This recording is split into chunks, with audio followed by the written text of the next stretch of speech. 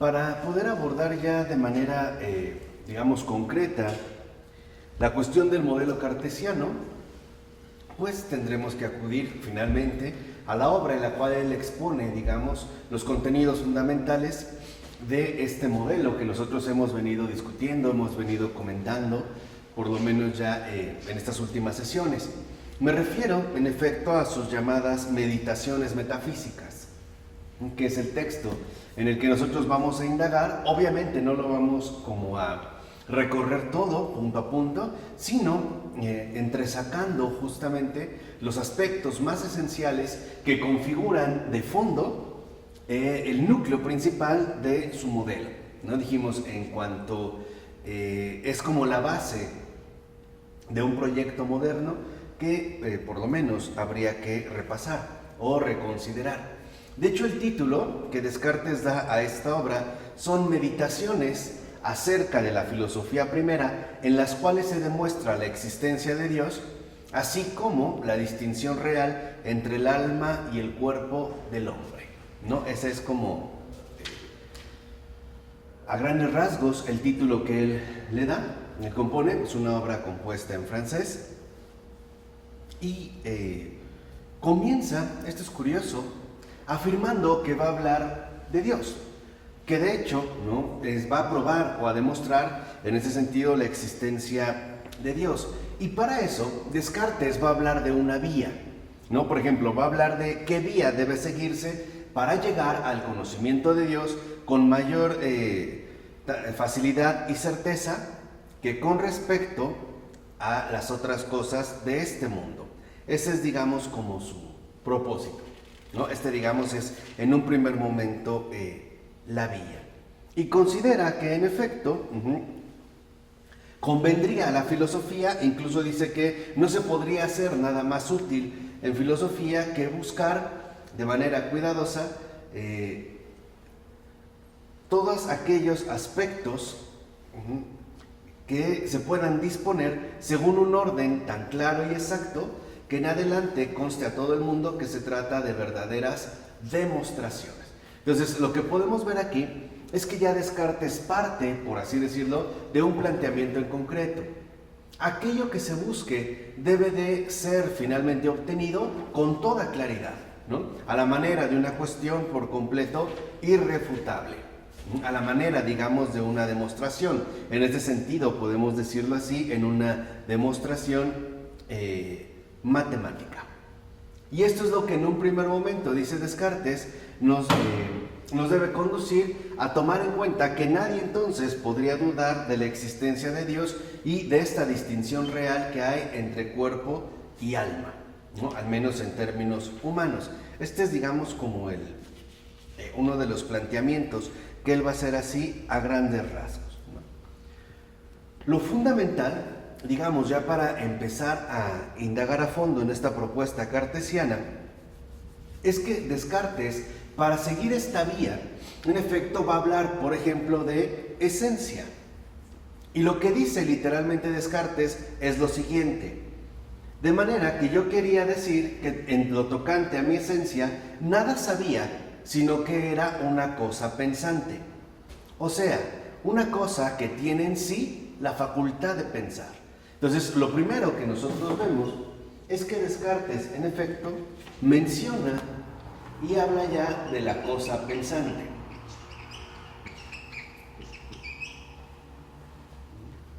Habla precisamente de esta cosa pensante, esta, digamos, facultad que posee en sí para pensar. Y de hecho, eso es lo que en este momento, por ejemplo, Descartes definirá de manera esencial. Y dice, de tal forma que pensar mi esencia es finalmente darme cuenta que en esencia soy justamente una cosa pensante, una cosa que tiene en sí la facultad de pensar, ¿no? Vamos a decir, este es como el primer planteamiento que hace Descartes. Y va a ir dando como un resumen de las meditaciones en las cuales, en efecto, lo que él considera que es vital para la cosa pensante es lo siguiente: el hecho de poder dudar en general de todas las cosas y en particular de las cosas materiales. Esto está lo que menciona, por ejemplo, Descartes al inicio a manera de resumen de sus meditaciones. Considerar que en efecto él va a proponer razones por las cuales podemos dudar en general de todas las cosas y en particular de las cosas materiales. Entonces aquí lo que vemos es que Descartes ya de entrada le da un peso rotundo a la cosa pensante, en pocas palabras, ya no solo definido en términos de una esencia abstracta, sino más bien en términos de algo por demás esencial. De tal manera que la cosa pensante se vuelve lo esencial y por lo tanto todo aquello que no sea o no corresponda con la cosa pensante terminará siendo algo inesencial. En ese sentido podemos decir irrelevante. ¿Qué sería eso otro inesencial? Pues los cuerpos materiales. Esa realidad material que es por completo ajena, por lo menos, a esta facultad inmaterial que posee la cosa pensante, en tanto rasgo fundamental de su esencia. Esto es lo primero que yo quiero que capten. O sea, Descartes ya establece la cosa pensante como lo esencial y por lo tanto, todo aquello que no corresponde con la cosa pensante, en este caso con la realidad material, terminará siendo más bien algo inesencial. Ya hay, digamos, como esta división. Ahorita van a ver por qué es importante resaltarlo. De tal forma que entre una y otra, lo que hace Descartes es que coloca la duda, en último término, poder dudar de cualquier cosa externa a nosotros mismos, o sea, cualquier cosa ajena a la cosa pensante, para que, en último término, y lo veremos, termine finalmente reafirmando la postura esencial de la misma cosa pensante. En pocas palabras, lo que Descartes está haciendo en estas meditaciones, que es, digamos, como su propuesta más completa o más madura, es establecer la prioridad fundamental del yo pienso. Eso es justamente lo que él va a establecer. Y la duda es el modo en el cual poder, digamos, acceder a esta afirmación. Lo que le interesa a Descartes es destacar que la cosa pensante, él le llamará en su momento cogito, es lo esencial. Y que todo aquello que no corresponde con la cosa pensante es justamente inesencial. Dice, por ejemplo, Descartes, que por eso es tan fundamental, en este caso, la duda y su respectiva utilidad. Porque nos ayuda, por ejemplo, dirá Descartes, a liberarnos de toda suerte de prejuicios. Y dice, nos prepara un camino muy fácil para acostumbrar a nuestro espíritu a separarse de los sentidos. ¿Qué quiere decir? Que a partir de aquí entonces también Descartes considerará que el único camino o la vía, como lo mencionamos hace un momento, que la única vía aceptable para conocer es la vía netamente intelectual. Los sentidos entonces quedan anulados. Y esto es coherente con lo que ha propuesto. Si lo material, si la realidad material, si la realidad objetiva o la sustancia extensa, como él le llama, es inesencial, entonces todo aquello que se relacione con ella de una o de otra manera también va a quedar, en pocas palabras, desacreditado. Entonces le interesa a Descartes que nosotros establezcamos esta diferencia para que podamos establecer de nuevo digamos así, la ubicación de lo que nosotros consideraríamos como algo verdadero. Esto es lo que se ha puesto en juego. O sea, en un primer momento, en efecto, lo que se ha puesto en juego aquí es lo siguiente. ¿En dónde se encuentra la verdad? ¿O a partir de qué nosotros podemos hablar en ese sentido de la verdad? Y por eso Descartes dirá que él se va a concentrar únicamente en las verdades especulativas. Así que aquí también ya hay una restricción. Para él la verdad ya no remite a nada ajeno a la cosa pensante. Más bien se tendrá que hablar de las verdades, en este sentido, como él le llama, especulativas, en tanto forman parte precisamente de esta cosa pensante. No, ese es su planteamiento, digamos, a muy grandes rasgos o de una manera resumida. Lo fundamental es que nosotros podamos captar, y eso es lo que buscamos hacer patente en este caso, las serias consecuencias que de esto se van a desprender. Eso es, por decirlo así, lo que nosotros queremos entresacar. Los efectos que produce una postura, por ejemplo, tal y como la va a proponer Descartes. Al privilegiar por completo la cosa pensante, ¿no?, transformándola en algo, en lo único de hecho esencial, y por lo tanto devaluando por completo todo aquello que resulte material, ¿no?, transformado en inesencial, y por ende devaluando todo aquello que tenga que ver de una o de otra manera con la realidad de nuestros propios sentidos. Ahora, ¿qué argumenta Descartes? ¿O cómo es que va a ir elaborando su propuesta?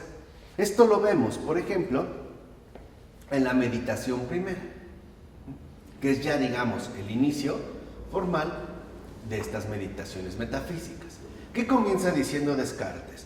Dice: he advertido hace ya algún tiempo que desde mi más temprana edad había admitido como verdaderas muchas opiniones falsas, y que lo edificado después sobre cimientos tan poco sólidos tenía que ser por fuerza muy dudoso e incierto.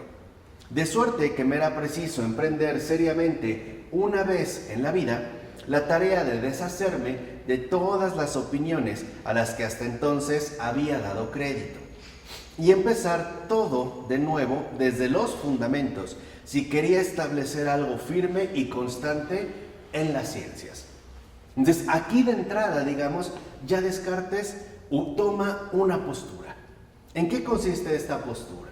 El haber reconocido, como él dijo, ¿no?, que ha admitido muchas verdades, ¿no?, o ha admitido como verdaderas más bien muchas opiniones falsas, y que por lo tanto es fundamental, si se quiere establecer algo firme, empezarlo todo desde los fundamentos. Entonces, lo que le interesa a Descartes, en efecto, es llegar a un fundamento a partir del cual nosotros podamos tener la certeza de que nos encontramos en un terreno seguro y además indubitable. Ese, digamos, es como el primer paso cartesiano. Por eso dirá Descartes adelante: me aplicaré seriamente y con libertad a destruir en general todas mis antiguas opiniones. Entonces, lo que vemos aquí es que Descartes se propone, ¿no?, destruir todas las antiguas opiniones. Pero aquí ya se puede entrever un rasgo fundamental de este modelo cartesiano. Para Descartes, lo fundamental es dudar de todo, menos de uno mismo. Menos de uno mismo. Este, digamos, es como el principio subyacente o el fundamento que él va a tratar de ir mostrando a lo largo de esta obra. Esto es lo fundamental. El principio que adopta Descartes para desarrollar su propuesta es básicamente ese. Debemos dudar de todo menos de uno mismo. De tal manera que entonces será necesario, como él dice, ¿no?, libremente y con seriedad destruir todas nuestras antiguas opiniones. Y hace una afirmación como de pasada, que es importante después, digamos, detectar en este momento, para que en efecto nosotros veamos las implicaciones que tiene. Dice: ahora bien, he experimentado a veces que los sentidos me engañan, y es prudente no fiarse nunca por entero de quienes nos han engañado una vez. O sea, para Descartes dice: me he dado cuenta que los sentidos me han engañado. Y el hecho de que me hayan engañado, así sea una vez, entonces significa que uno no debe de fiarse nunca, o sea, jamás, de aquello que en alguna medida nos ha finalmente engañado. ¿Vamos? Entonces, lo primero que vemos es que para Descartes todo lo material que es inesencial es el mundo en su conjunto. El mundo a partir del cual nosotros ponemos en marcha nuestros sentidos y por lo tanto la formulación de nuestras respectivas opiniones. Pero para Descartes, los sentidos, puesto que por lo menos una vez nos han engañado, uno no se puede fiar jamás de ellos. O sea, los sentidos que nos vinculan con lo material ha quedado completamente eliminado como una garantía de certeza, ¿no? De alcanzar en ese sentido el fundamento a partir del cual uno quede completamente libre de error. Y por lo tanto, también lo vimos en la cuestión de las opiniones, ¿no? Está buscando Descartes un principio. Ahora, dice adelante: hace tiempo que tengo en mi espíritu cierta opinión, según la cual hay un Dios que todo lo puede, por quien he sido creado tal como soy. Pues bien, fíjense, ¿quién me asegura que este tal Dios no haya procedido de manera que no exista ni figura, ni magnitud, ni lugar, pero a la vez, de modo que yo, no obstante, sí tenga la impresión de que todo eso existe tal y como lo veo? Podría ocurrir, entonces, que Dios haya querido que me engañe. ¿Cuántas veces sumo, por ejemplo, 2 más 3, o cuando enumero los lados de un cuadrado, o cuando juzgo cosas aún más fáciles que esas? Es posible que Dios no haya querido que yo sea burlado así, pues se dice de Él que es la suprema verdad. Y aquí ya hay algo importante. Estos matices en los planteamientos cartesianos ya nos empiezan, por así decirlo, a mostrar la postura que él está asumiendo. Se dice de él. Incluso comenzó diciendo, ¿no? Hace tiempo que tengo en mi espíritu cierta opinión. Y lo que él ha dicho que va a destruir completamente son todas las opiniones. Entonces, en principio, cuando él habla de Dios, está hablando de una opinión. Y por lo tanto, en este sentido, también Dios mismo va a ser finalmente, ¿no?, destruido en tanto opinión. Vamos a decirlo así, como un planteamiento meramente lógico. Dice: con todo, si el crearme de tal modo que yo siempre me engañase repugnaría su bondad, también parecería del todo contrario a esa bondad el que permita que me engañe alguna vez. Y esto último lo ha permitido. ¿Cómo? A través de los sentidos. Recordemos que Descartes ha dicho que es prudente no fiarse por entero de quienes nos han engañado por lo menos una vez. Entonces, aquí de una manera, vamos a decirlo así, muy sutil, que es también parte de lo que caracteriza la argumentación cartesiana, Dios también no es de fiar. Porque si Dios me ha creado tal y como soy, por ejemplo, con mis sentidos, y los sentidos por lo menos parecen llevarme a engaño, entonces es que de fondo no solo los sentidos me engañan, sino que también aquel que me ha creado tal y como soy, ¿vale?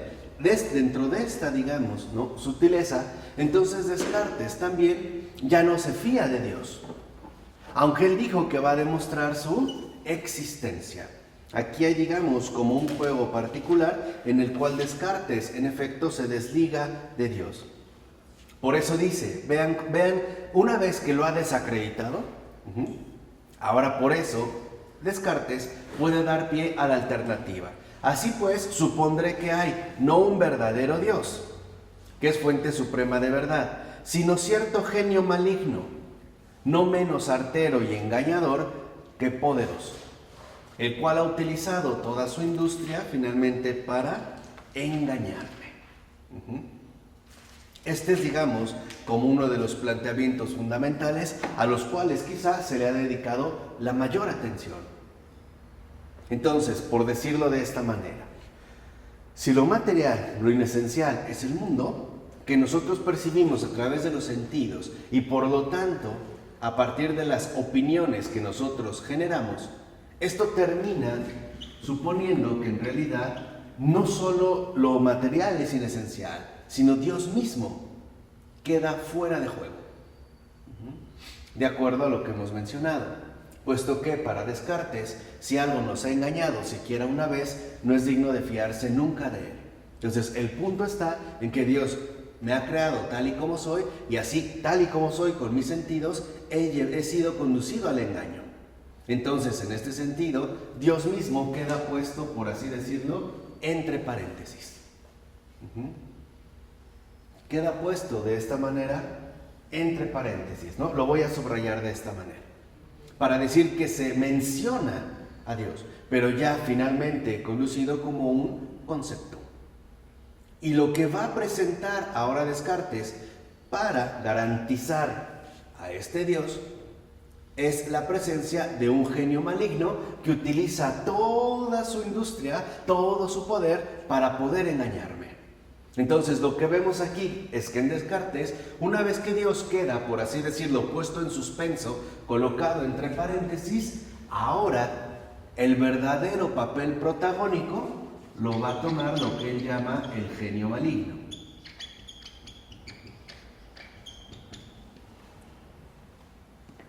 Que, de acuerdo con Descartes, se caracteriza sobre todo por la industria que pone o el trabajo que realiza para engañarme. Entonces, él parte ya de un engañador. Este, digamos, va a ser justamente como el perfil que el propio Descartes va a asumir. Entonces, lo primero que reconoce en este sentido Descartes es que su espíritu ha quedado, ¿no?, lleno de muchas dudas. Es decir, lo que ha obtenido son dudas, en lugar de claridades o certezas. Pregunta Descartes, ya en la segunda meditación. Estoy viendo, digamos, estos puntos concretos. Dice Descartes, ¿no habrá un Dios o algún otro poder que me ponga en el espíritu estos pensamientos? Dice, ello no es necesario. Tal vez soy capaz de producirlos por mí mismo. Entonces, independientemente de que se trate de Dios o de este genio maligno, engañador, que puede suscitar en mí dudas o llenarme de dudas al respecto, lo fundamental para Descartes es que, por decirlo de esta manera, debajo de esas dudas, lo que hay finalmente son pensamientos. Y aunque alguien pueda ponerme o hacerme entrar en duda, la formulación de esta duda depende de mi propia capacidad o facultad para pensar. Entonces, aunque alguien, por ejemplo, me engañe, es mi pensamiento el que produce justamente la expresión intelectual de este engaño a través de una duda. En pocas palabras, para Descartes, el dudar presupone el pensar. O, por ponerlo de otra manera, dudar es una forma de pensar. De tal forma que aunque el genio maligno sembrara en mí una duda, o, como lo dijo al inicio de esta meditación segunda, llene mi espíritu de dudas, entonces, por debajo de esta duda, lo que encontramos, dirá Descartes, es el pensamiento. No sé si va quedando claro, digamos, el planteamiento cartesiano. Debajo de esta duda, en pocas palabras, lo que está diciendo Descartes es, dudar presupone el pensar. Para dudar hay que pensar, hay que formular intelectualmente esta duda. Y este pensamiento, de acuerdo con Descartes, no me es dado por nadie, sino producido por mí mismo. Esto, de acuerdo con Descartes, me llevaría a suponer que, en efecto, yo soy por lo menos algo. Lo importante es ¿qué? Cosa pensante. Lo que quiero que vean es el modo en el cual Descartes ahora coloca como principio y fundamento de todo la propia capacidad humana de pensar, el cogito, que él define con toda contundencia como la cosa pensante. Ujú. Ya no está Dios, ya no está nada, sino que aparece por primera vez el lugar central adjudicado a uno mismo, que es lo que nosotros seguimos haciendo. Ujú. Hoy el uno mismo, el sí mismo, cuando alguien dice yo pienso, por ejemplo, tal parece que lo que fundamenta esta postura es el hecho de que sea él mismo el que piensa, independientemente de lo que piense. Descartes, pues, coloca al individuo en el centro de todo, que no puede ser engañado, en este sentido, porque a través de ser engañado, lo único que se consigue es lograr su autoconfirmación. El principio es uno mismo, es lo que quiero que entiendan. Esto es justamente lo que Descartes está comenzando a exponer. El principio es uno mismo. A mí nadie me da los pensamientos, son obras mías, son fabricaciones mías, son productos míos. Porque aunque alguien sembrara una duda, por ejemplo, a través del genio maligno, este dudar es una forma, finalmente, de pensar. Al estar dudando, dirá Descartes, por ejemplo, estoy más bien pensando. ¿Qué quiere decir? Que ahora la prioridad es colocada en la mente de cada individuo. Lo que importa es lo que hay en nuestra mente. Eso es lo relevante. Ya no importan las cosas. Ya no importa lo que sea, en pocas palabras, exterior a nosotros. Importa lo que cada uno de nosotros produce por sí mismo. ¿Cuál es una de las consecuencias que de aquí, por ejemplo, se van a extraer? Pues entonces cada quien va a producir las ideas que se le dé la gana, va a pensar lo que se le dé la gana, en efecto, porque ahora él es la fuente, el principio o el fundamento de todo lo central. O sea, hoy parece que en efecto nosotros de cierta manera asumimos de modo bastante claro el perfil de la cosa pensante. Eso es lo esencial. Hoy para nosotros lo primero es pensar, ¿qué piensas de? ¿No? O sea, ¿qué soy capaz de construirme o fabricarme al respecto? Al menos en términos intelectuales. Ahora, uno puede decir, bueno, quizás sí, hasta este punto tal vez Descartes tenga razón. Hay algo que es subjetivamente intelectual, claro, pero aquí es donde Descartes da un brinco, por así decirlo, enorme. ¿Qué sucede con Descartes? De este planteamiento extrae dos cosas, que son como los pilares de todo su sistema, de todo su planteamiento. El primero, en palabras de Descartes, es: si yo estoy persuadido de algo, o meramente si pienso algo, es porque yo soy. ¿Se dan cuenta? O sea, ahora no solo es que la duda nos remite al pensamiento, sino que el pensamiento confirma mi ser. Es justo el pensar lo que hace que nosotros seamos algo. ¿Qué? Cosas pensantes. Entonces, si el pensamiento es producto mío, en realidad yo soy mi propio fabricante. ¿Sí se entiende un poco? El planteamiento que va, digamos, realizando en ese sentido Descartes.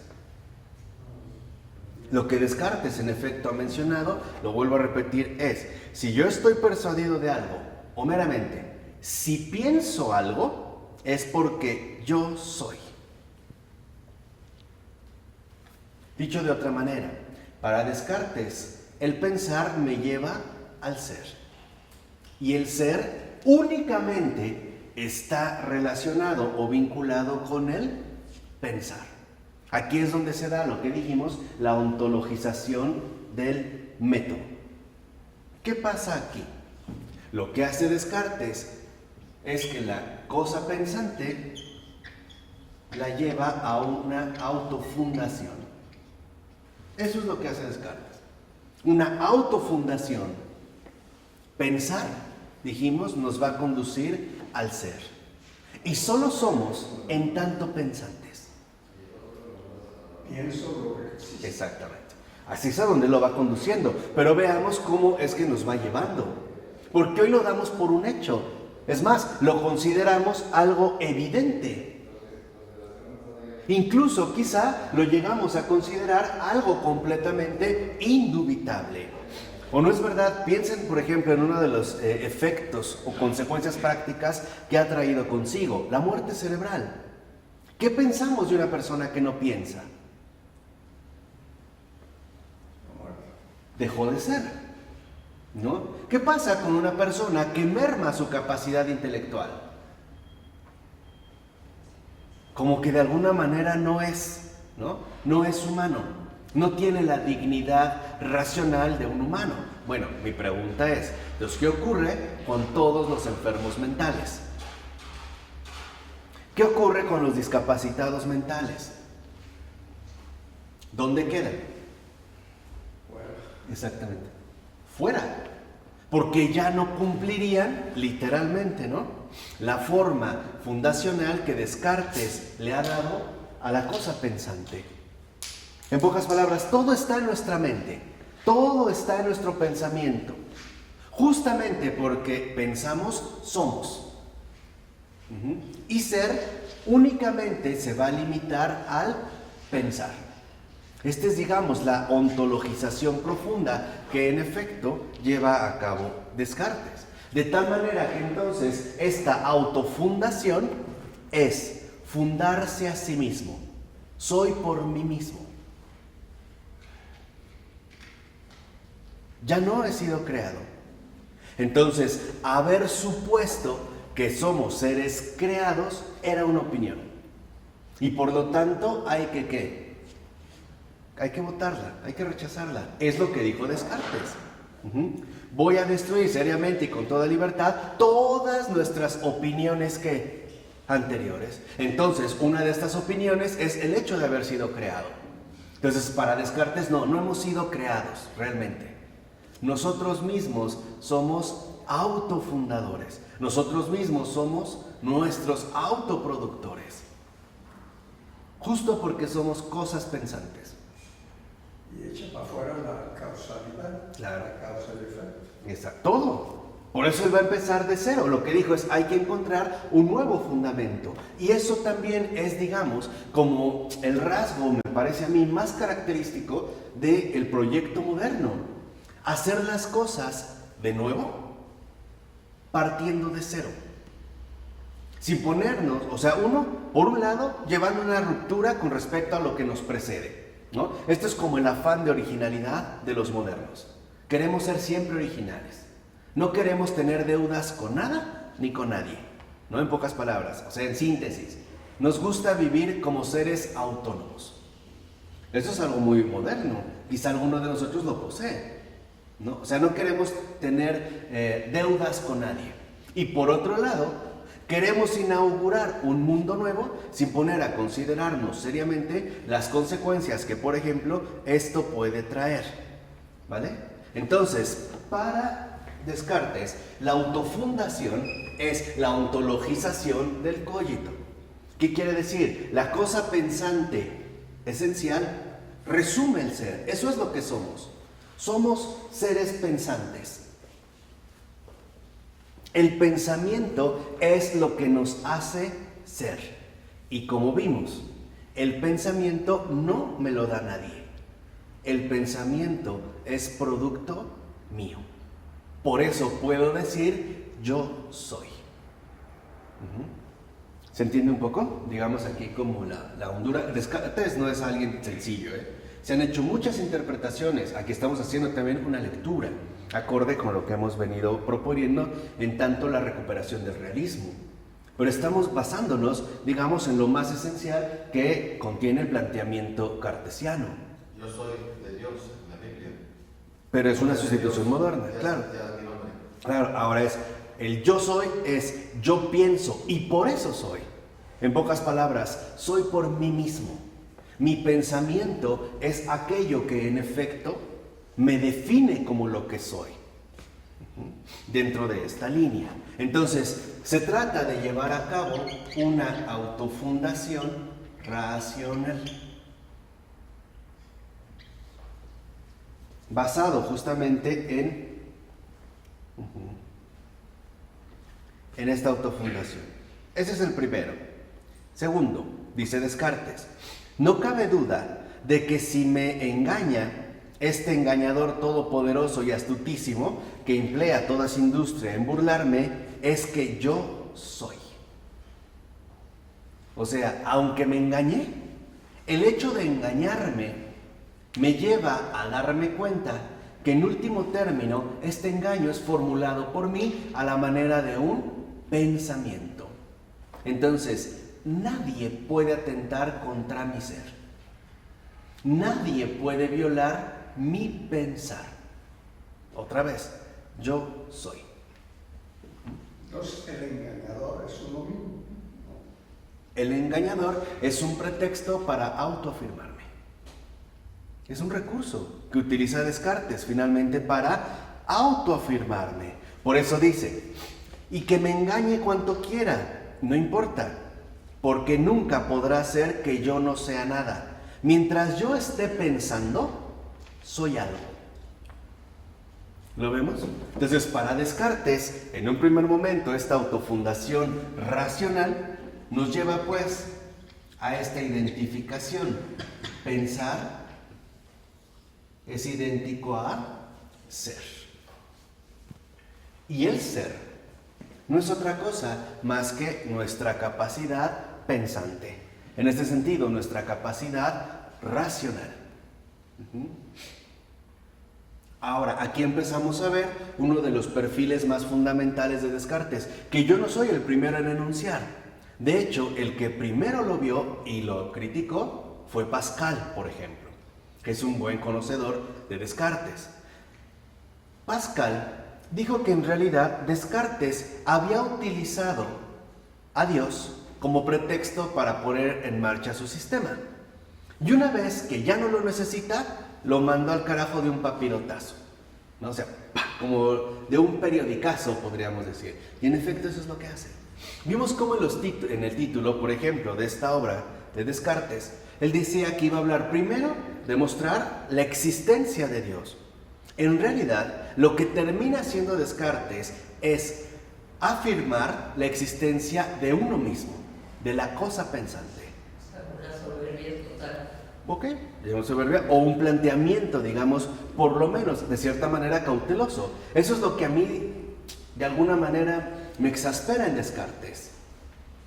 Su opacidad, su falta de contundencia, su tibieza, si lo quieren ver así, ¿no? Un poco sus ambigüedades, ¿no? Como que no está ni tan acá ni tan allá, o sea, un modo más como a sugerencias, como si de cierta manera todavía hubiera un temor, ¿no? A decir, sí, Dios se puede ir al carajo, aquí lo único que importa soy yo, ¿no? Como que todavía se frena, pero de todas maneras ya está dado. Este paso fundamental, ¿no?, en dirección a la autoafirmación ya está dado.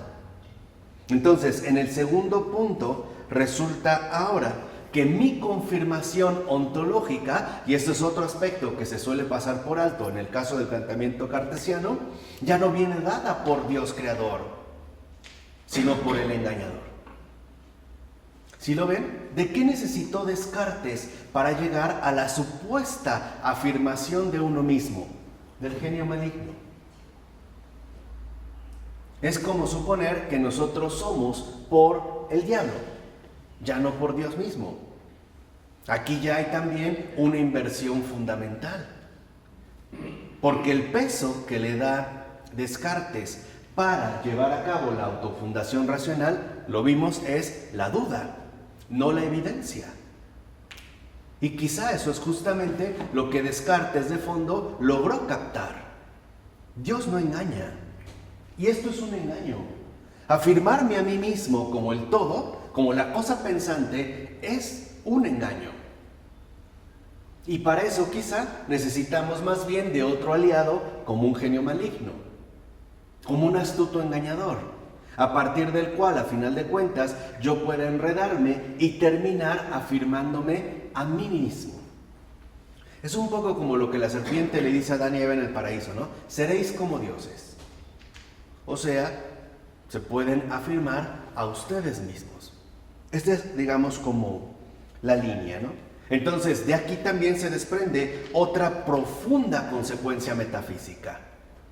Ya no partimos en nuestra existencia concreta de la confianza, sino de ¿qué? La duda, la desconfianza. Ahora, dudamos y desconfiamos de todo y de todos, menos de uno mismo. O les pregunto, ¿o no nos es muy difícil en estos tiempos tan marcados por la herencia cartesiana aceptar que uno esté equivocado? ¿No realmente nos cuesta mucho trabajo reconocer que que nosotros vivimos en el error? Para nosotros lo fundamental es que todo lo demás está, o por lo menos puede estar equivocado, menos uno. Digamos, es como uno de los principios fundamentales. Hoy ponemos en duda todo, desconfiamos de todo. Y esto es el método que Descartes propuso precisamente. La cosa pensante no solo está basada en una autofundación racional, en el pensar y el ser, sino que a su vez, para que esta cosa pensante sea, para que realmente posea incluso, ¿no?, el estatus de ser, solamente lo puede hacer a través de la duda y por ende también a través de la desconfianza. Lo voy a poner de esta manera y no es un juego de palabras. Para que yo sea, los demás necesitan dejar de ser. Eso es justamente lo que a mí me daría la supremacía, ¿no? Puedo poner en duda a todo y a todos, menos a mí mismo. Uno se vuelve entonces presa de sus propios pensamientos. Uno se crea a sí mismo la verdad. Basta con pensar para ser. De hecho, mi ser y mi pensar, como dijimos, se funden, ¿no?, para dar pie a la cosa pensante.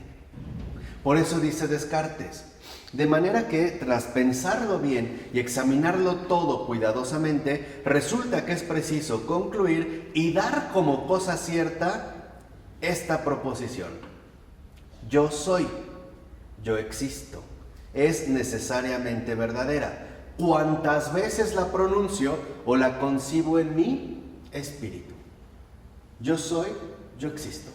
Entonces, lo que en un primer momento se supone va a demostrar la existencia de Dios, lo que está más bien mostrando es la existencia de uno mismo.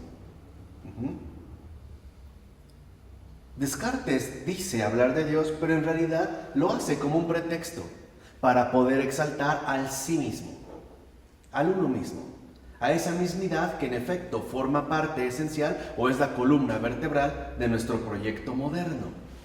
Aquí es donde ya he extraído, digamos, en la segunda meditación, una de las consecuencias más radicales de su planteamiento. ¿Por qué lo quiere presentar de esta forma? ¿Por qué no niega a Dios? ¿Por qué no lo niega? Yo siento que es la verdad, por cobardía. Yo creo que es por cobardía y por falta de honradez intelectual. Por tomar una postura clara, por ejemplo, como Nietzsche. Quizá no estaba Descartes todavía tan maduro. Parece de repente que va tanteando, pero a mí me parece en ese sentido como sumamente cauteloso, como miedoso, como falto de honradez intelectual para dar un paso en definitiva. Muchos se lo han achacado al miedo de haber sido catalogado dentro del índice de los libros prohibidos y las consecuencias que pudo haber traído. Entonces, como que... Pero también el momento histórico en el que se está desenvolviendo. Claro. Acuérdense que en el momento está muy fuerte la controversia que se ha desatado a partir de la Reforma Protestante. Pues eso está definiendo. Entonces él como que se mueve con mucha cautela. Tanto político como social. O hipocresía, presentar a Dios, pero ya no es Dios. También, claro, también puede ser de esta manera, ¿no? Se convirtió, no es converso. No. Él estudió en la Fleche, que era, digamos, como un centro de estudios avalado por los jesuitas. Recuerden que es el momento en el cual la Compañía de Jesús, ¿no?, ha tomado, digamos, como ya una forma, justamente como respuesta de contrarreforma a lo que ha producido la Reforma Protestante. Y Descartes, aunque sea católico, para mí la verdad es que no lo es. Porque justo los planteamientos que están dando son, me parece, lo suficientemente contrarios como para poner en duda seriamente su supuesta ortodoxia. O sea, lo que Dios puede decir, por ejemplo, yo soy, y lo ha dicho, lo sabemos desde el Génesis, a Moisés primero, ¿no? Jesús también lo menciona, yo soy, y es como una forma, digamos, muy atrevida de enunciarlo. Ahora, por decirlo, Descartes lo repite, pero en minúscula. Pero esa minúscula quiere decir que todo va a quedar reducido a uno mismo. Eso es lo que quiero que entiendan. Por eso yo les decía, por ejemplo, dentro de este planteamiento, entonces puedo dudar de todo y de todos, menos de mí mismo. ¿No es esto la base que fundamenta, por ejemplo, una postura tan nefasta como piensa mal y acertarás? ¿A qué nos conduce eso de piensa mal y acertarás? A condenarlo todo. Pero en realidad, ¿para qué? Porque lo que me interesa es llegar al acierto, a mi autoafirmación. Por eso yo les decía, a una autofundación racional. Yo soy, con minúsculas. Yo soy. Aquí hay una propuesta, digamos, en ese sentido, fundamental de ello. Dice Descartes, ya sé con certeza que soy, pero no sé con claridad aún qué soy. Sé que soy, pero no sé lo que soy. Dice, por eso quitaré de mis antiguas opiniones todo lo que puede combatirse mediante las razones que acabo de alegar. O sea, ahora, para que este yo soy pueda emerger con más contundencia, necesitamos desacreditar todo lo demás. Y eso es un poco lo que vemos que es también como un perfil bastante marcado en nuestro mundo contemporáneo. Cuando una persona por lo regular quiere sobresalir, lo hace a costa de desacreditar todo lo demás, pasar por encima de. Por ejemplo, en los juegos políticos de estos tiempos, esto se suele utilizar mucho. Lo voy a desacreditar. ¿Para qué necesito desacreditar a todo lo demás y a todos los demás? Para que este yo soy quede finalmente exaltado como lo único importante. Lo que hace el peje, Por ejemplo. Pero es esta base. Para que yo pueda exaltarme, tengo que denigrar a los demás. Vean, entonces la cosa pensante no solo se basa en la duda, en la desconfianza, también en la desacreditación de todos los demás. Por decirlo en términos quizá ya más concretos. Y esto también es algo que me parece estar presente en el modelo cartesiano. Pareciera que para que pueda hablar bien de mí, tengo que hablar mal de los demás. la mafia en el poder. Eso es lo que, esto está aquí. O sea, esto es justamente, ¿no? Cuando Descartes menciona, ¿no? Ahora quitaré mis antiguas opiniones, ¿no? Pues es ello. O sea, para que yo pueda quedar finalmente autoexaltado, pues de alguna u otra manera, los demás tienen que quedar denigrados. Por eso se pregunta Descartes en esta meditación segunda, ¿qué soy yo? Ahora que supongo haber alguien extremadamente poderoso, y si es lícito decirlo así, maligno y astuto, que emplea todas sus fuerzas e industria en engañarme. Dice, no soy más que una cosa que piensa, es decir, un espíritu, un entendimiento, una razón. O sea, para Descartes, lo fundamental es que nosotros somos, ante todo, inmateriales. Ya no forma parte, digamos, de la propuesta central que él quiere transmitir. O sea, en este sentido, para Descartes, lo fundamental es llegar a la autoafirmación de yo soy. Pero para dar este paso, yo soy, primero hay que darse cuenta que yo pienso. Y aquí lo importante ya no está en el pensar o en el ser, sino aquí, el yo como uno mismo. Como aquel que lleva a cabo el ejercicio cartesiano que precisamente, ¿no? Aquí se nos está en este sentido proponiendo. Y aquí es donde aflora, por así decirlo, otro aspecto fundamental del modelo cartesiano.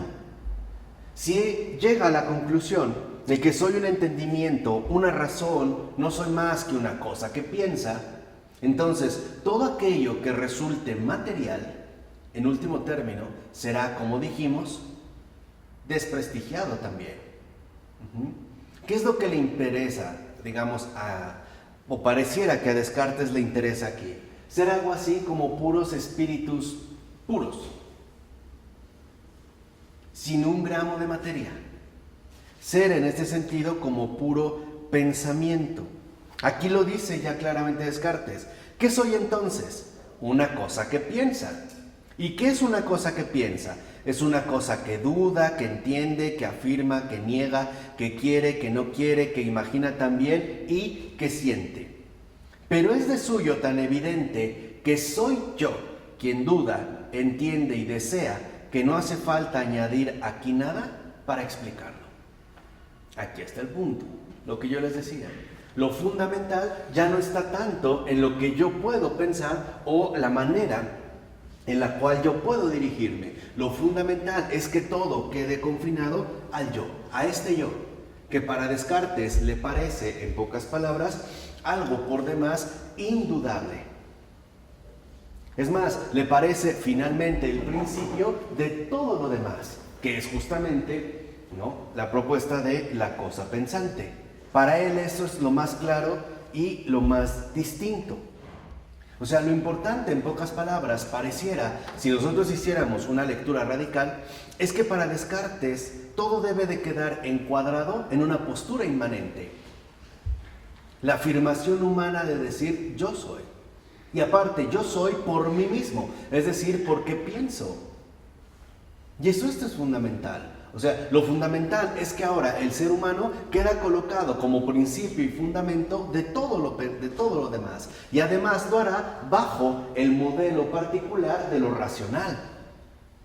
De esta, vamos a decirlo así, como simbiosis o identidad precipitada que se coloca entre el pensar y el ser.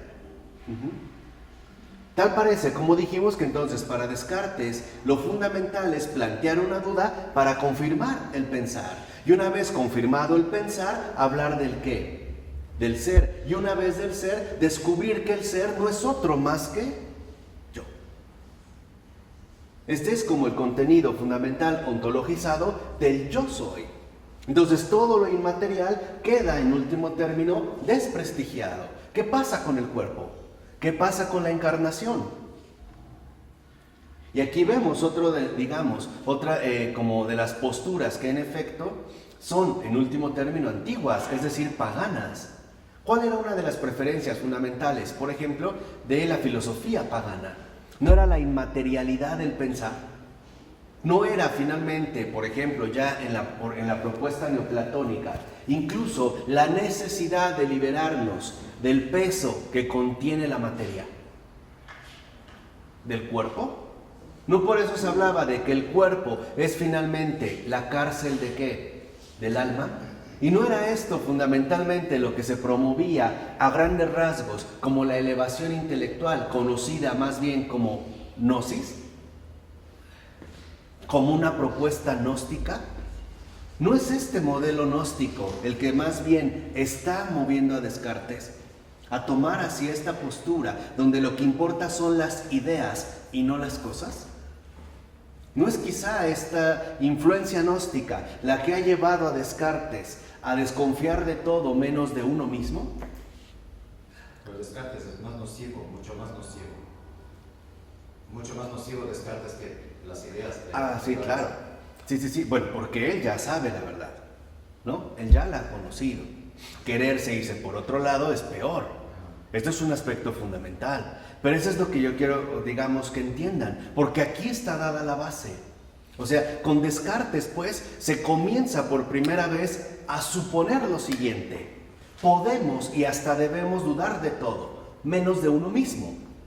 En nosotros radica lo fundamental. Lo fundamental es que tú elabores, por ejemplo, tus pensamientos propios, independientemente de si poseen o no criterios adecuados para ser contrastados con respecto a una realidad que en último término resulta por demás irrelevante. Aquí surge pues ya el imperio de las ideas. Lo que importa son las ideas, ya no las cosas.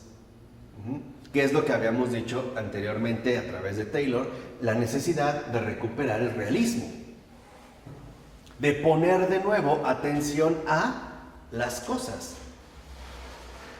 Dijimos justo lo contrario a lo que está planteando Descartes. Lo fundamental no es dudar de todo, sino en principio dudar de mí mismo. Esto es lo que yo les decía, por ejemplo, que expresaba San Anselmo cuando él decía de manera muy acertada: yo prefiero pensar mal primero de mí antes que de los demás. Aquí vemos la diferencia. En todos los sentidos. O sea, ¿por qué realmente debo considerarme como algo en este sentido tan pleno? No, vamos a decirlo así, como que tan absoluto. Por ello, aquí Descartes da un paso más y dice: ok, yo soy, es decir, existo yo. Ya no solo se queda, por así decirlo, en un planteamiento, sino que también ya se transforma, en este sentido, en una afirmación más concreta. Existo yo, y ese es el núcleo central. Por ello, para Descartes es tan importante hablar, por ejemplo, de la percepción. ¿Qué sucede con la percepción? Dijimos, no está empezando de cero. Ha barrido con todo, ¿no? Hay que empezar de cero. La primera pregunta es: ¿y en qué nos basamos para suponer que los criterios que ahora adoptamos son o no adecuados o pertinentes? Siempre tenemos que hacer un contraste con respecto a otra cosa. Si no, ¿cómo podríamos nosotros saberlo? Por ejemplo, ¿cómo puedo saber si tal o tal combustible es mejor? Pues a menos que yo tenga la experiencia necesaria y conozca bajo qué condiciones se puede dar o no ese funcionamiento. Es decir, apelando a la realidad de las cosas, volviendo de nuevo a la realidad, no encerrándome en mi mundito, ¿no? En ese sentido, en mi mundito de cosa pensante.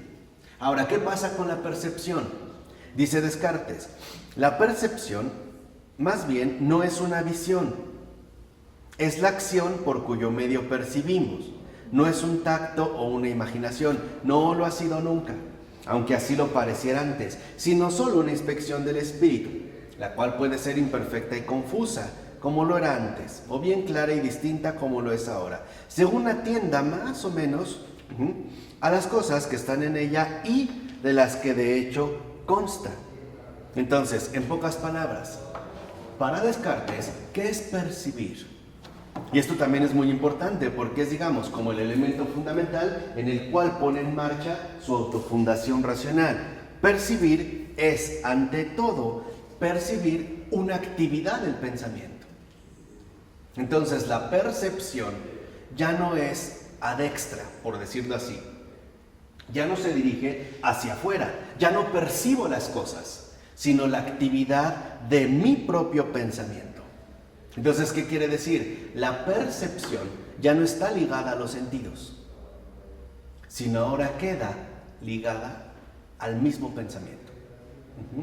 Vean cómo le va restando finalmente, ¿no? Como espacio a lo material, a la cuestión del mundo, ¿no? Por así decirlo, al ser creado. Pero entonces se vuelve muy subjetivo. Totalmente, totalmente. Este es justo uno de los puntos. Por eso hoy vivimos en un mundo tremendamente subjetivo. Y esto también es parte de la herencia cartesiana. Entonces la percepción aquí, a final de cuentas, se modifica. Por ejemplo, dice, vean, aquí es lo que les digo, que se da como esta sustitución, estos brincos. Empieza a hablar, por ejemplo, de la cera, ¿no? Lo que podemos percibir en la cera, etc. Pero acuérdense, lo importante en Descartes no es ver la cera, es darme cuenta de lo que está ocurriendo en mi mente al dirigirme a esa cosa. ¿Sí me explico? En pocas palabras, en Descartes se trata de hablar de todo para afirmarse uno mismo. Eso es el punto central, eso es lo que yo quiero que detecten. En Descartes se trata de hablar de todo para afirmarme a mí mismo. Escuchen qué dice Descartes. Dice, ¿qué diré de ese espíritu? Es decir, de mí mismo, puesto que hasta ahora nada sino espíritu reconozco en mí. Dice, a ver, si juzgo que existe la cera, ¿por qué la veo? Fíjense, en este caso, por ejemplo, está hablando de la cera, una cosa. Y vean este brinco, dice, si juzgo que existe la cera porque la veo, con mucha más evidencia se sigue del hecho de verla que existo yo mismo. ¿Lo ven? En Descartes. Digo que no veo. Claro, ahí está, pero el hecho de verla me hace entonces, ¿no?, retrotraerme a mí y en efecto quedar ensimismado. Entonces, todo se transforma en un pretexto para autoexaltarme a mí, para autoafirmarme a mí. Por eso yo les decía que se trata de una autofundación racional. Dice, en efecto, afirma Descartes, pudiera ser que lo que yo veo no fuera cera, o que, fíjense, o que ni tan siquiera tenga yo ojos para ver cosa alguna. Pero lo que no puede ser es que cuando veo o pienso que veo, no hago distinción entre ambas cosas. ¿Ven? Para Descartes, ver incluso es ante todo pensar. Y por lo tanto queda remitido al yo soy. Dice, ese yo que tal piensa, no sea nada. Igualmente, si por tocar la cera juzgo que existe, se seguirá lo mismo, a saber que existo yo. Aquí está el núcleo central del engaño metafísico. Todo nos va a servir para autoafirmarnos. Esto quiere decir que entonces se anula la capacidad de escucha, ya no hay apertura, todo es autorreferencial. Si veo la mesa, no me importa la mesa, sino que yo toqué la mesa y por lo tanto afirmar que lo primero que existe soy yo. Aunque la verdad es que todo lo que veamos es para santificarnos. Pero aquí ya no se da este punto. Va contra la santidad. Claro, o sea, es por eso les decíamos, ¿no? Esto ya está, digamos, como el engaño metafísico fundamental. Y es contra la realidad también viviente. Total. Total. Totalmente. Pero ha tenido un impacto inmenso. ¿Por qué? Porque empodera, en último término. Porque en efecto a nosotros nos coloca como el centro y fundamento de todo lo demás. Entonces ya no hay que hablar de las cosas. Finalmente hay que hablar solo y exclusivamente de uno mismo. Tienen ojos y no ven, es lo que está promoviendo, Sí. que los ojos no vean. Oídos Los oídos no oyen. y no oyen, ¿no? Solo se centran en sí mismos. Y dice Descartes, así lo que he notado aquí de la cera es lícito aplicarlo a todas las demás cosas que están fuera de mí. Por supuesto, también Dios. Entonces, si vamos a hacer referencia a Dios, únicamente va a ser para afirmarnos a nosotros mismos. Entonces, para Descartes, todo es pensar. Lo que llamamos sentidos, en realidad, no tienen que ver más que con las actividades propias del pensamiento. Eso es lo que le interesa a Descartes, anular el mundo exterior a mí. ¿Para qué? Para que quede el terreno libre para la autofundación racional de la cosa pensante, del ego cogito, que como vimos no solo se queda en el nivel intelectual, sino de que del pensar, finalmente, ¿no?, lo que busca es el qué, el ser. Es un poco como desacreditarlo todo para autoexaltarme a mí mismo. Es justo lo opuesto al discipulado de Cristo, a la invitación de Cristo. Cristo lo que dice es muy claro: niéguense a sí mismo. Y aquí es justo todo lo contrario. Aquí se niega todo, menos uno. Es justo lo opuesto. Aquí se trata de autoafirmarme al grado de que este yo soy queda como constituido en la única base, incluso para definir lo que somos. En un sentido, vamos a decirlo así, concreto. Por eso dirá Descartes: sabiendo yo ahora que los cuerpos no son propiamente concebidos, sino por el solo entendimiento, fíjense, incluso los cuerpos, es decir, las cosas, no importan en sí, son por mi pensamiento. Es básicamente, como dice Descartes, lo fundamental es que son concebidos por el entendimiento, dice, no por la imaginación y por los sentidos, y que no los conocemos por verlos o tocarlos, sino solo porque los concebimos en el pensamiento. Entonces sé con plena claridad que nada me es más fácil de conocer que mi espíritu. o sea, a mí mismo. ¿Qué quiere decir? Que entonces en Descartes se despliega este error profundo metafísico que no es otro más que un narcisismo especulativo, o sea, solo verse en todo y en todos a sí mismo, solo verse a uno mismo. Si digo que hablo de una manzana, voy a terminar hablando de mí mismo, de mi cogito, de mí en tanto cosa pensante que hace que incluso las cosas sean porque yo las pienso. ¿Y qué pasa entonces si no las pienso? ¿Qué sucede en este caso? No existe. Exacto, no existen. No son. Se les ha quitado, en último término, cualquier peso ontológico. Incluso su poder ser depende de mi poder pensar. Ahora todo queda reducido finalmente al poder del pensar.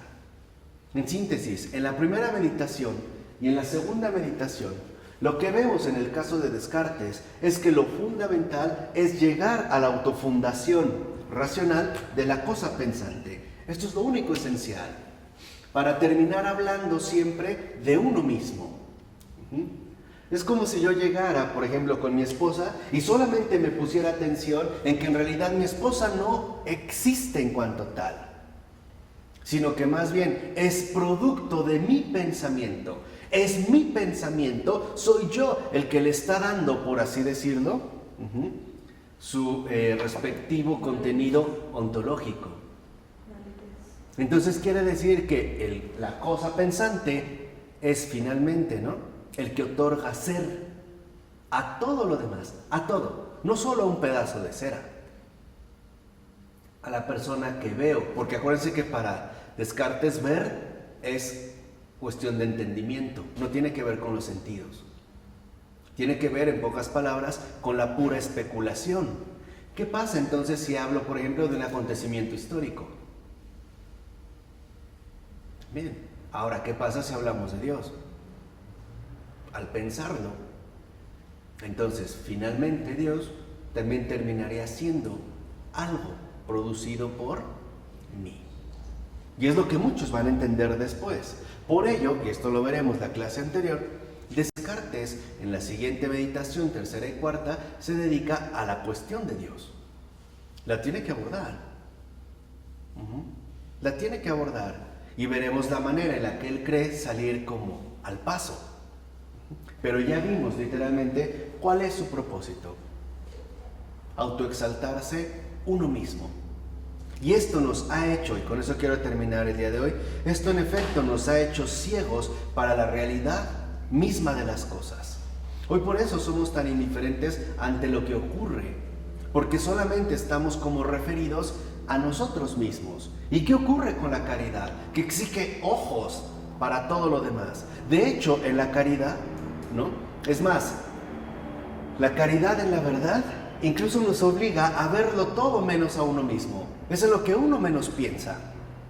Cuando uno realmente se ejercita en la caridad, uno no tiene ni tiempo para pensar en sí mismo.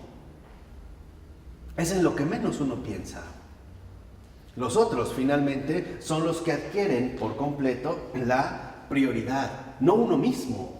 ¿Qué importa lo que yo pienso? Si lo fundamental en ese sentido es que yo pueda captar la riqueza de aportación que la realidad misma me ofrece en su generosa gratuidad, en su generosa entrega, es decir, en su generosa donación. Esto es lo primordial. Por eso es curioso que Descartes, ¿no?, dé rienda suelta a sus meditaciones, literalmente podemos decir a su monólogo, porque es uno solo el que está pensando. Y haya roto la capacidad de diálogo. Esta especie de ensoñaciones, ¿no?, subjetivas, que hoy ya las conocemos bastante bien, sobre todo a partir de la novela moderna. Para mí también, otro de los aspectos fundamentales con Descartes es que dejamos de saber, o mejor dicho, ya no sabemos cómo acallar el pensar. Dejamos que tome rienda suelta. ¿Y en qué momento sabemos detenernos? ¿En qué momento sabemos que mis pensamientos ya me están, por ejemplo, dañando o afectando o simple y sencillamente atentando contra la verdad de las cosas? Hoy en día nos cuesta mucho trabajo Hoy en día, en efecto, nos cuesta mucho trabajo. E incluso al papel tan primario, por ejemplo, que le hemos dado a la duda, ¿no? Dijimos a la duda, a la desconfianza, a la desacreditación y obviamente a la anulación de todo, menos de mí. Este es el sí mismo. Aquí está el yo moderno, con minúscula, que se quiere colocar como centro y fundamento de todo y de todos. Porque lo importante es que las cosas son un mero pretexto para hablar de uno mismo. Y esto es algo también muy moderno. Por eso no es casual que después se escriban, por así decirlo, esas profundas memorias, ¿no?, de la interioridad subjetiva, obsesionada consigo misma. Esa es una obsesión cartesiana. ¿A qué te refieres? Sí, o sea, digamos como esa obsesión, ¿no?, consigo mismo, de lo que estoy pensando, lo que está ocurriendo en mí, sean desvaríos, sea lo que ocurra, ponerme atención completamente. Los pensamientos que tengo, lo que sucede, lo que voy planteando, y por eso también, la verdad, tanto desajuste mental. Chesterton lo decía muy bien, decía: los que creen en sí mismos, los que realmente, en pocas palabras, son cartesianos, serios, están en el manicomio. Ahí es donde están. Tanto se creen a sí mismos que ven lo que nadie más ve, solo ellos. ¿Y quién los saca de ahí? Nadie. ¿Ya? Conduce a una reducción, ¿no?, a un enclaustramiento. Eso, digamos, es justo por un lado. Descartes, su peor error es haber hecho del yo un éxito y no haber entendido que el yo, para que realmente pueda trascender, debe ser un completo fracaso.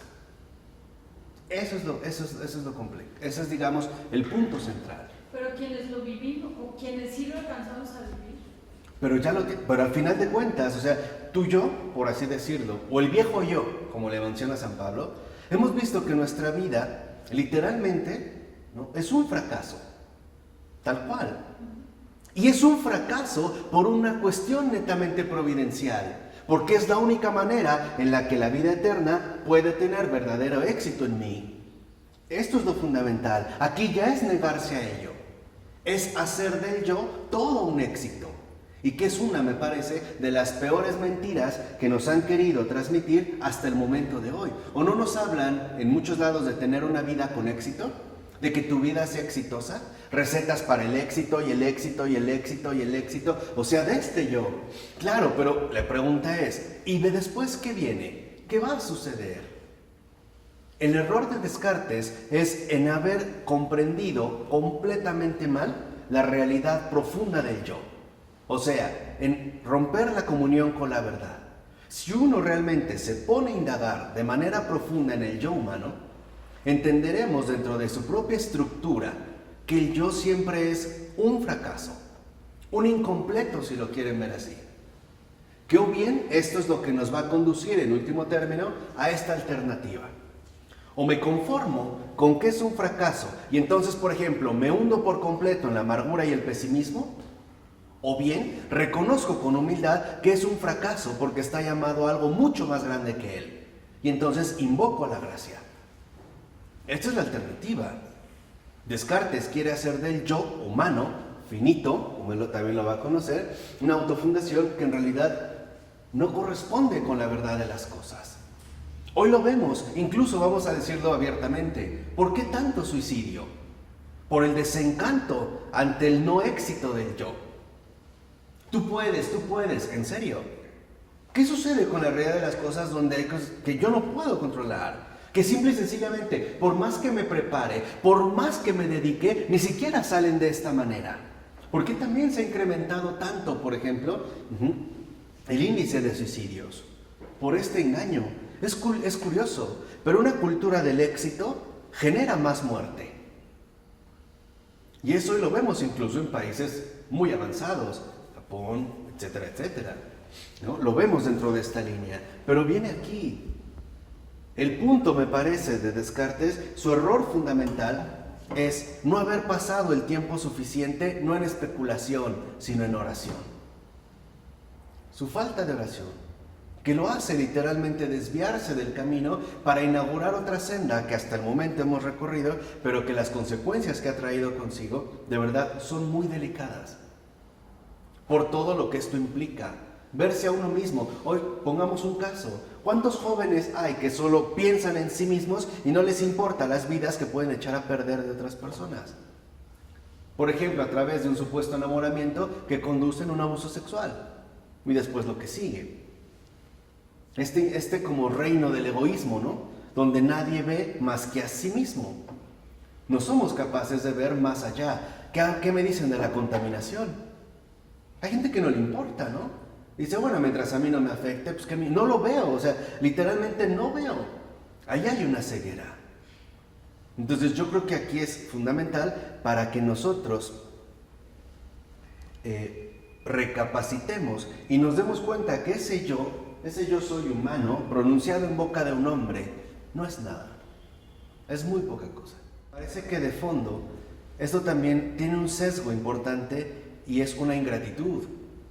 Cuando Descartes decide dudar de todo, es ingrato con lo ya dado y al querer partir de sí mismo se extravía. Es lo que el Señor dijo. Si el grano de trigo cae en tierra y no muere, ¿qué pasa? Queda infecundo. Pero si muere, da fruto. Y ese será un fruto abundante, un fruto permanente. ¿Qué pasa con Descartes? No muere a sí mismo. No muere a sí mismo. ¿Dónde están los frutos de vida eterna? ¿Dónde están estos perfiles de vida eterna que se hayan podido desprender del planteamiento cartesiano? Por el contrario, aquí ya está planteado de manera más sistemática, más, si lo quieren ver así, lógica, a manera de una secuencia lógica, el actual individualismo moderno. La ceguera de este yo obsesionado consigo mismo, que solo se ve a sí mismo. Y qué difícil nos ha sido salir de este modelo cartesiano. Qué difícil, ¿no? O sea, realmente qué difícil nos sigue siendo. Y esta es una tarea inmensa que hay que realizar y que en efecto se ha empezado a llevar a cabo, ¿no?, de un tiempo para acá. Por eso Pascal es como un gran contrapeso de Descartes. De hecho, yo siempre recomiendo ver Descartes y Pascal. ¿Por qué? Porque eso es también como el antídoto contra este veneno cartesiano. Por eso Pascal, en un primer momento, si sigue a Descartes en sus planteamientos matemáticos, después de su conversión, se da cuenta de lo que conduce. Y Pascal decide, en efecto, romper con ello. Al grado de que, por ejemplo, Descartes, ya su Tratado del Hombre, considerará que nosotros somos algo así ya como mecanismos, que ni siquiera necesitan, por ejemplo, de una gracia providente que los haga hacer. Su funcionamiento está en marcha, punto. Pero lo que importa no es lo que nosotros hacemos, sino que en último término somos cosas pensantes, o sea, puras ideas. Lo que importa, a final de cuentas, son las ideas. Y al partir de cero, uno necesariamente se va a equivocar. En cualquier punto, O sea, si queremos partir de cero, nos vamos a equivocar. Porque necesitamos antecedentes reales, concretos, que no nos permitan extraviarnos y mantenernos más bien en una fidelidad de correspondencia con la realidad misma de las cosas. Eso es lo que en su momento se va a proponer Husserl en sus investigaciones filosóficas, sus investigaciones lógicas. Tomo uno sobre todo. Lo que va a hacer Husserl es esto: volvamos a las cosas mismas. Ahora no vamos a poner entre paréntesis al mundo, vamos a ponernos entre paréntesis a nosotros mismos. ¿No es esa su apogeo? La suspensión del juicio subjetivo para dejar que la cosa se manifieste, o sea, el fenómeno nos vaya desvelando poco a poco su presencia, o como diría Michel Henry, su manifestación. Pero para ello es uno el que tiene que poner o quedar puesto en duda, y no como ocurre a la manera de Descartes. ¿De acuerdo? Vamos a dejar hasta aquí. En nombre del Padre, del Hijo y del Espíritu Santo. Amén.